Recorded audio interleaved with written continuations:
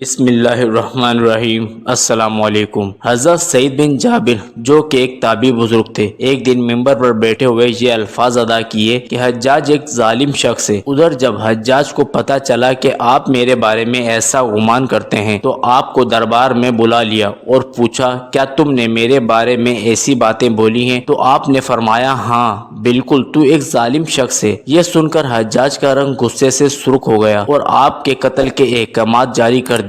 جب آپ کو قتل کے لیے دربار سے باہر لے کر جانے لگے تو آپ مسکرا دیے۔ حجاج کو ناگوارا گزرا۔ اس نے پوچھا کیوں مسکراتے ہو؟ تو آپ نے جواب دیا تیری بے وقوفی پر اور جو اللہ تجھے ڈھیل دے رہا ہے اس پر مسکراتا ہوں۔ حجاج نے پھر حکم دیا کہ اسے میرے سامنے ذبح کر دو۔ جب خنجر گلے پر رکھا گیا تو آپ نے اپنا رخ قبلے کی طرف کیا اور یہ جملہ فرمایا اے اللہ میرے چہرہ تیری طرف ہے، تیری رضا پر راضی ہوں۔ یہ حجاج نہ موت کا مالک ہے نہ زندگی کا۔ جب حجاج نے یہ سنا تو بولا اس کا رخ قبلے کی طرف سے پھیر دو۔ جب قبلے سے رخ پھیرا تو آپ نے فرمایا یا اللہ رخ جدھر بھی ہو تو ہر جگہ موجود ہے، مشرق مغرب ہر طرف تیری حکمرانی ہے۔ میری دعا ہے کہ میرا قتل اس کا آخری ظلم ہو، میرے بعد اسے کسی پر مسلط نہ فرمانا۔ جب آپ کی زبان سے یہ جملہ ادا ہوا اس کے ساتھ ہی آپ کو قتل کر دیا گیا اور اتنا خون نکلا کہ دربار تر ہو گیا۔ ایک سمجھدار بندہ بولا کہ اتنا خون تب نکلتا ہے جب کوئی خوشی خوشی مسکراتا ہوا اللہ کی رضا پر راضی ہو جاتا ہے۔ چینل کو لائک اور سبسکرائب شیئر ضرور کریے گا۔ حجاج بن یوسف کے نام سے سب واقف ہیں۔ حجاج کو عبد المالک نے مکہ، مدینہ، طائف اور یمن کا نائب مقرر کیا تھا اور اپنے بھائی بشر کی موت کے بعد اسے عراق بھیج دیا جہاں سے وہ کوفے میں داخل ہوا۔ ان علاقوں میں 20 سال تک حجاج کا عمل دخل رہا۔ اس نے کوفے میں بیٹھ کر زبردست فتوحات حاصل کی۔ اس کے دور میں مسلمان مجاہدین چین تک پہنچ گئے تھے۔ حجاج بن یوسف نے ہی قرآن پاک پر اعراب لگوائے۔ اللہ تعالیٰ نے اسے بڑی فصاحت و بلاغت اور شجاعت سے نوازا تھا۔ حجاج حافظ قرآن تھا، شراب نوشی اور بدکاری سے بچتا تھا اور جہاد کا دھنی اور فتوحات کا حریص تھا، مگر اس کی تمام اچھائیوں پر اس کی ایک برائی نے پردہ ڈال دیا تھا اور وہ برائی کیا تھی؟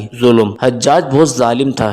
اس نے اپنی زندگی میں ایک خونخوار درندے کا روپ دھار رکھا تھا۔ ایک طرف موسیٰ بن نصیر اور محمد بن قاسم کافر کی گردنیں اڑا رہے تھے اور دوسری طرف وہ خود اللہ کے بندوں، اولیاء اور علماء کے خون سے ہولی کھیل رہا تھا۔ حجاج نے 1,20,000 انسانوں کو قتل کیا ہے۔ اس کے جیل خانوں میں ایک دن میں 80 ہزار قیدی ایک وقت میں ہوتے جن میں 30,000 عورتیں تھیں۔ اس نے جو آخری قتل کیا وہ عظیم تابعی اور زاہد و پارسا انسان حضرت سعد بن جابر رضی اللہ تعالیٰ عنہ کا قتل تھا۔ انہیں قتل کرنے کے بعد حجاج پر وحشت سوار ہو گئی تھی۔ وہ نفسیاتی مریض بن گیا تھا۔ حجاج جب بھی سوتا حضرت سعید بن جابر اس کے خواب میں آ کر اس کا دامن پکڑ کر کہتے اے دشمن خدا تو نے مجھے کیوں قتل کیا؟ میں نے تیرا کیا بگاڑا تھا؟ جواب میں حجاج کہتا کہ مجھے اور سعید کو کیا ہو گیا ہے؟ اس کے ساتھ حجاج کو وہ بیماری لگ گئی زمری کہا جاتا ہے۔ اس میں سخت سردی کلیجے سے اٹھ کر سارے جسم پر چھا جاتی ہے۔ وہ کانپتا تھا۔ آگ سے بڑی انگیٹھیاں اس کے پاس لائی جاتی تھی اور اس قدر قریب رکھ دی جاتی تھی کہ اس کی کھال جل جاتی تھی، مگر اسے احساس نہیں ہوتا تھا۔ حکیموں کو دکھانے پر انہوں نے بتایا کہ پیٹ میں سرطان ہے۔ ایک طبیب نے گوشت کا ٹکڑا لیا اور اسے دھاگے کے ساتھ باندھ کر حجاج کے حلق میں اتار دیا۔ تھوڑی دیر بعد دھاگے کو کھینچا تو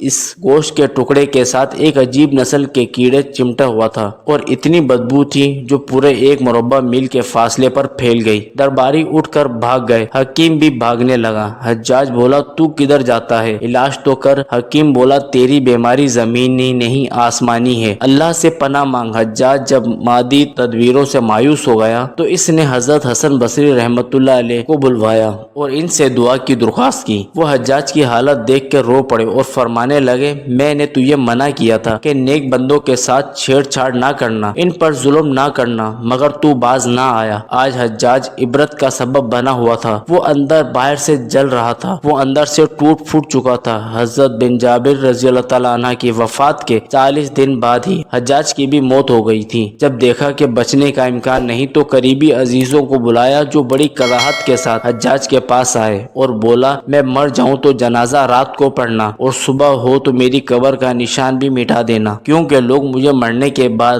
قبر میں بھی نہیں چھوڑیں گے۔ اگلے دن حجاج کا پیٹ پھٹ گیا اور اس کی موت واقع ہوئی۔ اللہ ظالم کی رسی دراز ضرور کرتا ہے، لیکن جب ظالم سے حساب لیتا ہے تو فرشتے بھی خشیت الہی سے کانپتے ہیں، عرش ہل جاتا ہے۔ تاریخ کی کتاب میں مختلف طور پر حجاج کی سیاہ کاریاں درج ہیں۔ اس کی دردناک عبرتناک موت ظالم حکمرانوں کے لیے لمحہ فکریہ ہے۔ اللہ ظالموں کے ظلم سے ہم سب کو محفوظ رکھے، آمین ثم آمین۔ جزاک اللہ تعالی خیرہ۔